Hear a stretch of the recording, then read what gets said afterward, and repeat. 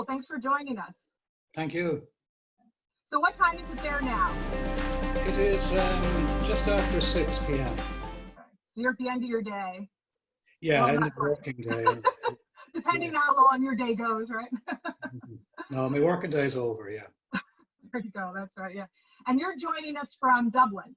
That's right, yes. Right. Yeah. And are you in a suburb of Dublin or? A place called Clontarf, which is about a mile and a half from Dublin city centre on the sea. So it is a suburb, but kind of a Victorian inner suburb, really. Dublin Bay is down at the end of my road. So I've got the best of both worlds in many ways.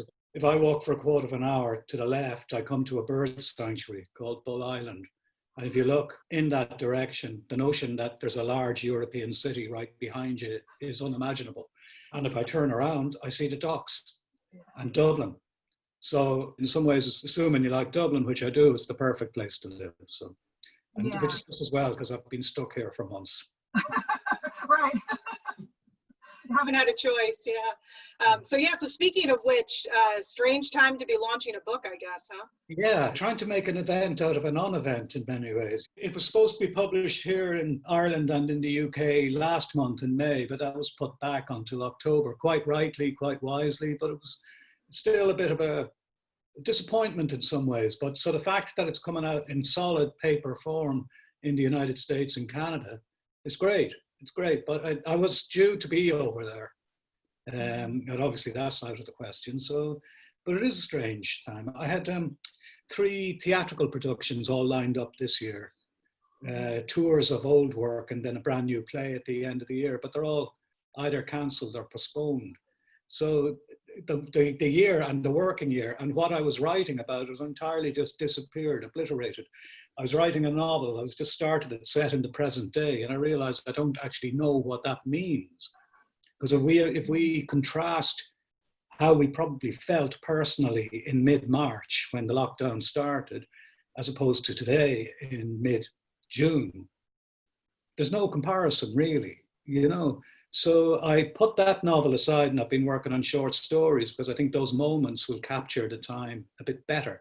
I'm not in any mad rush to get the stories out, but so I'm not doing what I anticipated I would be doing, but I am busy. But it took a while to persuade myself that somehow or other this was good material as opposed to just a pain in the neck, you know. And a very dangerous pain in the neck. Yeah, here it is. So your new novel, Love, and it's funny because who would have thought that a novel set in a pub would suddenly be like dystopian?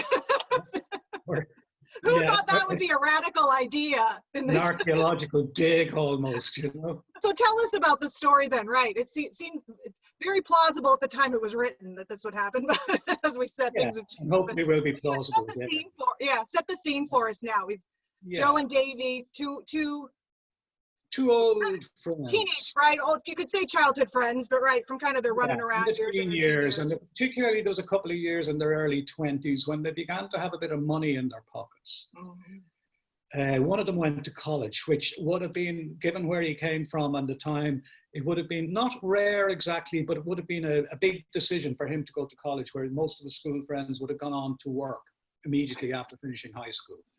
Right. But they kept solidly together, and then for a few years, they discovered Dublin, you know, the pubs of Dublin and that world. And then, you know, they went their separate ways. And literally in the case of the narrator, Davy, he emigrated, as an awful lot of Irish people did and do, to the UK. So he's been living over there now most of his adult life, and his children are effectively English. His wife is Irish. And he comes over a few times a year to see his father, who's still alive. And he meets up with this other man, Joe. And over the years, they become, I suppose, not unfriendly, but distant. And like a lot of men, I think, of my generation, we'd when we meet, we'd ask, how are the kids? And you know, they say, oh, this one's doing that and that one's doing this. But we're not fundamentally interested in each other's children at all. You promptly forget their names and you move on to the other stuff. And I suppose then you fall back on the past, you know, to fill in the gaps. But so these two men, they don't have much in common anymore. But this particular night, and they've stopped meeting in pubs, they meet for something to eat. It's all very civilized. So they're meeting for something to eat, and then one of them drops this kind of bombshell, for want of a better cliche, on the table. He says that a woman they used to know, who they knew when they were in their early 20s, didn't really know at all, more admired from afar in this pub in town. By town, I mean Dublin. He's met her. And not only that, he's left his wife and he's living with her. And so that's as much as I had planned when I started the book. And it grew from there then. And it's about, I think, as much as anything else, it's about these two men reacquainting themselves with each other and reacquainting themselves with the value of what they had, the friendship that they had. And the woman, in a way, it was a plot excuse to get them fighting, in a way. It's about memory as well. I don't know if you have siblings, but it's often interesting. You sit around with siblings or close friends and somebody starts remembering something that happened years ago and it doesn't tally with what you recall happened years ago. It's often down to the choice of words, really, as much as anything else. So in a way, these two men share a past, but they're not sharing it. You know, so but the whole idea, I think, was that the evening they have one chance, one real chance. Either they're going to stay together as friends or they're going to part and never meet again, really. So it's not world shattering in a way, but on an intimate level it is, that they're going to try and save their friendship. And as they do this, they go from pub to pub, and the alcohol loosens them, makes them stupid. The challenge, the creative challenge for me, and I really enjoyed it, was trying to capture the way they started to speak as they got drunk, because they began to relive their youth in terms of how they speak. And one of them has been living in England so long that his Dublin accent is kind of disguised, and he rediscovers it almost. It's almost a decision he makes to start dropping the G's at the end of words and start, cutting multisyllabic words into one syllable and one syllable words into multisyllables. And I tried to capture that on paper, and as they get drunk as well. And but it's about, as much as anything else, the word love, it's such a vague word, really, considering the wealth of the English language. It's such a vague word because it covers everything we like, really. Oh, I love that. I love that. I love you. I love, And in this case, I think more than anything else, it's the love between the two men, really, and trying to refine that, because I think they're 60 odd at this stage. They're not looking forward in any sense, really. They're looking backwards. And this friendship will make looking forward that bit more palatable and joyful. When you start, the title Love is like a question for the reader. At least for me, it felt like, is this, you can't, right, you're trying to figure out how is this about love, right? And by the end, not giving anything away, by the end, you're like, oh, okay. Yeah. Now it's an affirmation. And it's you take this journey with them. And as a reader, you have your own journey. It's about their love for the women in their lives as well, their wives and other women, their children, and the children who are no longer children. And that's such a tricky one. And then also, I think in the case of the narrator, it's as if he can possibly love himself, because I think there's a lot of self-hatred and loathing in him. He fundamentally doesn't seem to like himself, I think, and by the end of the book, he's very hard on himself, I think. But by the end of the book, perhaps there's a glimpse that he'll just let himself go a bit, allow himself just to breathe and to enjoy. So I think the term love, it wasn't, like a lot of things I do, titles come quite late. So I think I was well into this novel, and the document on my laptop just said novel, And after a while, then the word love, because it does appear quite a lot in the book, I just thought, that because it's intriguing, as well, that I think it's reasonable to say as well that you don't expect a book called Love to be written by a kind of a middle-aged Irishman, so it seemed to work in that sense as well, because I'd have been if I was hit on the head and I woke up 2 years later, I'd be, did I write that? What was I thinking? What am I doing? And I think in the case of the American edition, the pint of Guinness with the word love is actually, you know, what? Will make total sense to anyone who drinks Guinness, right? Yeah. They'll be like, finally, somebody has explained it. As it starts out, they're kind of reliving what many of us often think of as a golden time in our lives, right? When you had no responsibilities, money in your pocket, everything was new, and you were just sort of on the precipice, right? Yeah. And yet it's weird to rehash those things because it's hard to sometimes admit maybe it wasn't as great. Maybe, I think you spend your whole life trying to make sense of those years, maybe in a way, or figuring out the legacy of them, which you hear them doing. Perhaps because there are consequences that we carry with us for the rest of our lives. Yeah, I suppose in a way it's pointless, but in a way, you can't help it. You know what? Another aspect of it here. I remember when the first time I went to America, what I was struck by was how many people move. Yeah. How few people say I'd meet in New York or San Francisco or anywhere came from there. That they'd moved, and you'd ask, where are you from? And it's a question I'm reluctant to ask anybody these days. But if you know, and you'd sit back then for a quarter of an hour till they itemized all the places they had lived, or they'd gone to college and then they'd gone there and there. And whereas here in Ireland, in Dublin, if you come from Dublin, unless you emigrate, by and large you stay there. You know, the colleges are here, 1/3 of the population lives here. So I live 4 miles away from where I grew up, you know, and I've never lived more than 5 miles away from where I grew up, unless I was living outside Ireland. And that's another aspect of it, living on a small island, that you're surrounded by your past all the time, you know. I meet it all the time, just down to the end of the road, and I'm confronting something that I was looking at when I was 5, you know. Yeah. So you're carrying these images and these echoes and ghosts with you all the time, and it's trying to accommodate that. I've got on a on a personal level, and I hope it comes into the book as well. There isn't one tiny piece of me that would like to be 21 or 22. That we can agree on. We can all agree on, right?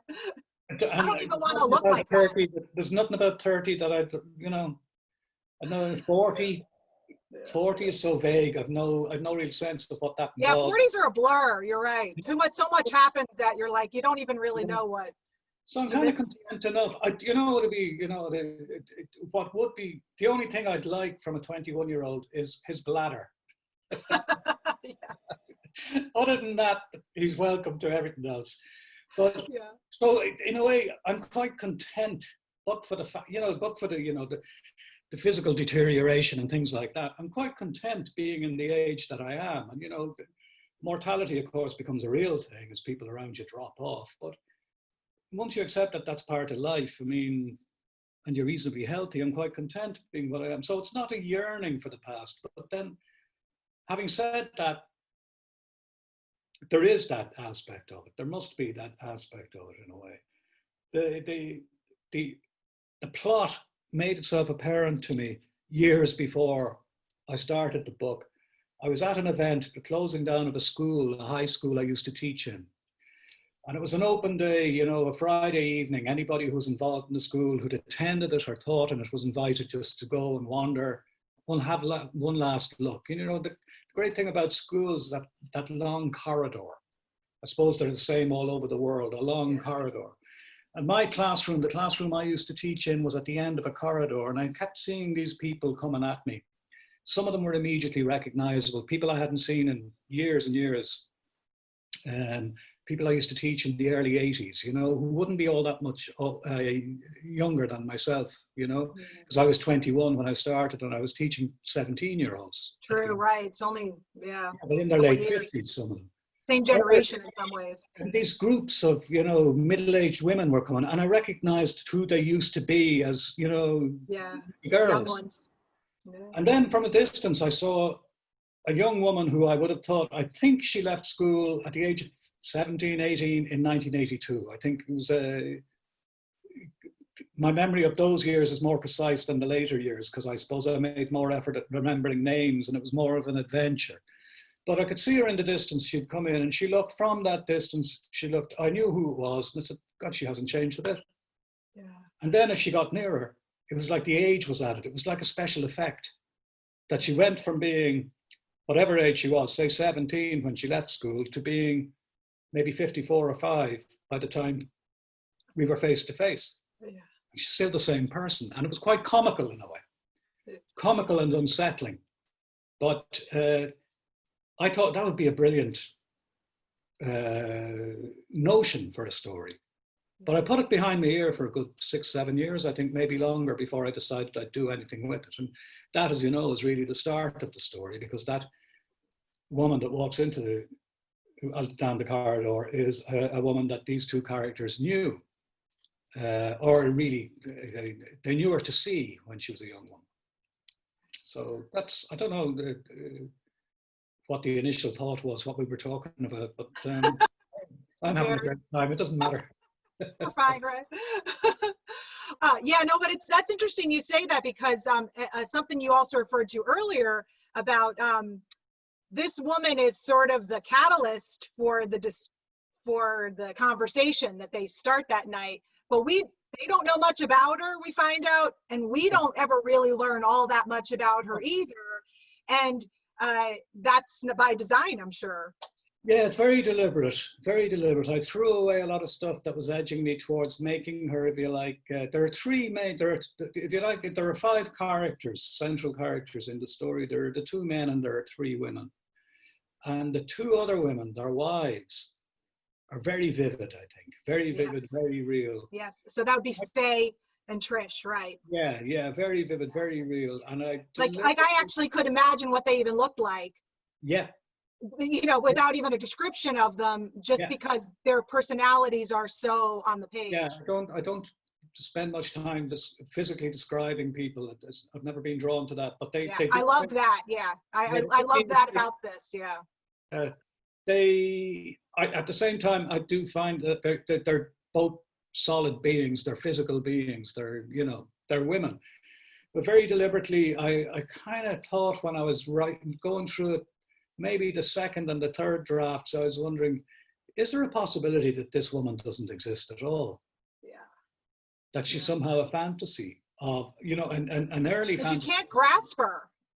Yeah, no. And that was one of the things about her when she was a young woman, that they didn't, and I don't mean this in any coarse way, they didn't grasp her then either. Right. And I don't mean in a coarse way, but they never got close to her, so to speak. She was always sort of represented something else. A different world, a different social zone as well, But I wondered, does this woman exist? And I thought, well, I'm open. I'll leave it at that. I'm quite content with that, I don't. So there are aspects of her that, she's there. But there are other aspects of it you're wondering, is he just making this up? How far can you go with a lie? But then at the end, I don't know, without giving too much away, he does suggest that they go back to his house to meet her. So that's pretty daring if she doesn't exist. Well, and throughout the course of the night, you talked about your dialogue has always been your medium, right? And so much of the story, obviously, most of it is told through the dialogue. But through that dialogue, we feel them. I would say a dance, but in a way it's like a football match, right? You come together, you go apart, it gets combative at times, it gets tender at times, conciliatory. I mean, so much happens in those words and choices of words, and it's almost like there were times I had to put it down a bit, because it was it's emotional and kind of there's a lot going on. Yeah. Yes, there is. And in a way, it's a somewhat unusual conversation in that they do reveal themselves in a way that normally they wouldn't. Right. And then their internal dialogue too. Yes. For Davy. Yeah, I think I'd written a little bit when I decided, no, I want one of them to narrate this. I want one of them to be the storyteller, not just a witness either, in the sense he's not looking at something that's happening. That's there as well, but he's living it. And he's actually an agent in all this as well, So Yeah, the dialogue, I think there's no better way. You know, you get two men talking. I mean, I remember it's because those men of a generation, to get to that point where it's a novel. I'd like to think that if it was younger men, it might be a short story. They wouldn't be as guarded, I hope. That they, you know, would be educated, and, you know, that they not educated in a formal way, but that by example or whatever, that they would not be as guarded and as monosyllabic as many Irish men were trained to be. That if I was a 30-year-old writer writing about two men who meet after 10 years maybe, that it would be a short story, because there wouldn't be a novel in it, because they get to the point way quicker. Whereas I actually am quite content being in the novel, if you like. If I was to be the subject, I'd rather be in the novel than the short stories. One of the things that really comes across in the dialogue, which you've touched on, and some of the other things we've talked about too, is the concept of men spending their entire life trying to figure out women. Yes. If there's one theme that runs through this, it's how much that is always a part. And of course, not to say that for every man, right? But for heterosexual men, that is the never-ending quest and question, is trying to figure out, what the heck is she thinking? What are any of them thinking? Yeah. What did they mean? What do I? And that's a theme throughout, right? Yeah. The fascination, the confusion, the frustration, the absolute. Yeah. What else can I say? Well spotted. And I get the impression that you didn't really know much more by the end of it either, but at least you get to exercise it a bit. No, if I had a white flag, I'd cheerfully wave it. You know? The next thing I'd love to talk to you about is the movie Rosie, which you wrote, and it was last year, I understand. And that is about the homeless crisis for working families in Dublin and other big cities. Hiya, yeah, I'm looking for a room. For a week, just, I'd say. 3 nights would be brilliant. Even for a night, just. I was half listening, as we often do, to the news one morning, making me coffee. Maybe 4 years ago, it would be now. Perhaps maybe 5 years ago. And it was a woman describing her day before, where she'd spent most of the day trying to find somewhere to spend the night. She'd woken up in a hotel room, put the kids into the car, dropped the kids who went to school, 2 or 3 different schools. The hotel was far from where they used to live, so the schools were far from where they were. And then basically she spent the rest of the day trying to find another hotel room or anywhere, bed and breakfast, anywhere where she could spend the night. And I was listening to her. She was very clear, very precise, and very quite calm in a way that I thought quite extraordinary. But what really gave me pause for thought and really kind of slapped me across the head was, she said, my partner couldn't help me because he was at work. And right, it's about the housing crisis, right, and what working families. Or the rents, you know, and they were doing, if you like, they were fulfilling that social contract in that old-fashioned way. He was going to work, she was looking after the kids, mommy, daddy, under the one roof, except there's no roof. And I thought, well, there's a story. I mean, I find the whole homeless crisis here in this kind of liberal democracy outrageous. And I can say that for the rest of my life and nobody would listen because I'm just somebody saying it. But one thing I have, a skill I have, is writing. And I just thought, well, I thought immediately it has to be a screenplay. It's not a novel. And I got working on the plan really, really quickly, and I had it done in a couple of days. Give us a sense of how bad that crisis was. I know it's hard to know now what it will be like after this new normal, but can you give us a sense too of just how debilitating that housing and rental crisis has been in Ireland and in Dublin and the big cities? At one point, there were 10,000 officially homeless children, with mothers and fathers, both or one or other. In a huge country, that's just a statistic. In a small country, that's 10,000 people, because we're all in a way touched by it. And the family situation, it was a bit invisible because, you know, you see homeless individuals sleeping on the streets. And that's another thing that visitors to Dublin would be. Now, it's not just a uniquely Dublin thing, because you also see it elsewhere. But I suppose you don't associate it with Ireland, and you wouldn't have seen it 20 years ago, 10 years ago even, because everybody had somewhere to stay. But you would wander around Dublin, and you know, it was almost like sometimes maybe 11 p.m. and you'd be walking down Grafton Street, one of the main drags of Dublin, and it's almost like bedtime for the homeless because they're, you know, bedding down in any storefront they can find.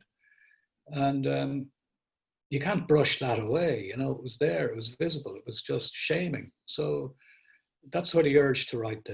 When I heard that woman on the radio, as I said, I just thought, well, there's the story. That's the story, her quest to find a room for her children, for herself and her children, just for one night.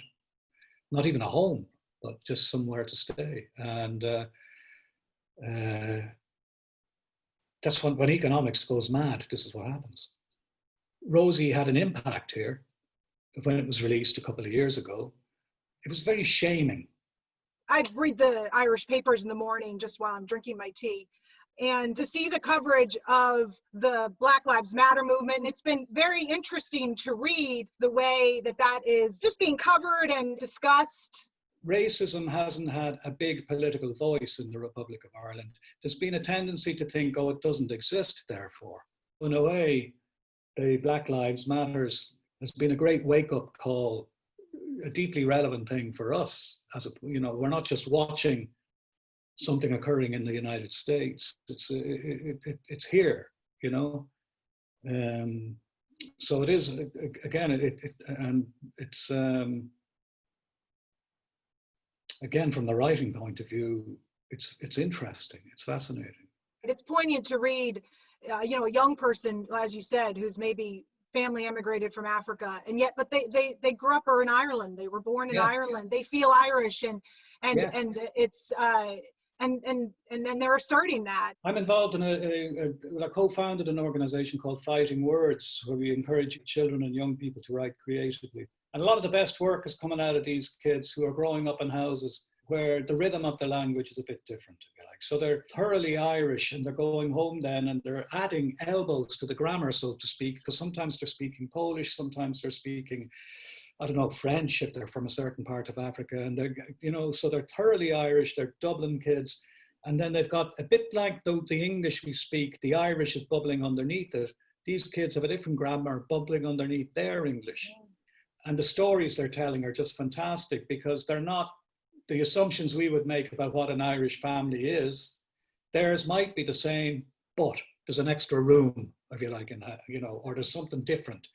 And it's, I think that's where a lot of the great Irish work creatively, if we were sitting around in 50 years and talking about some of the great Irish writers for the last half century, I think it'll be people like that we'll be talking about. People who, whose linguistic mix is a bit richer. One final question though, you're kind of in a wonderful age for pop culture in Ireland too now. Dairy Girls, Normal People. When you came onto the scene with The Commitments, that blew things up. And now here we are, it's got a global audience, just that kind of the Irish way of life and the many facets of it. That's kind of exciting, I would think. It is, yeah. Dairy Girls is wonderful, isn't it? Yes. I met the woman who plays the nun. Oh, I love her. So Sister Michael. And it's the only time I've ever done it, I asked could I have a photograph with her. And I sent it to my daughter because I knew it's the only cool thing I know. I'm ever going to deliver, you know? I know. But she was great. She was very funny. Very, very yeah, funny. Yeah, it's hard to pick a favorite, right? They're all so good. The writing's so, gosh, it's so sharp and so clever. Yeah, it's brilliant. Yeah, you feel so proud of it. You know, in a sense, yeah, definitely. Definitely. Yeah. Well, thank you, Roddy Doyle, so much for spending time with us. It's I loved the book. It's been such a pleasure to talk with you. Thanks a lot. Yeah, and hopefully next time we'll get to see you in person here. Yeah.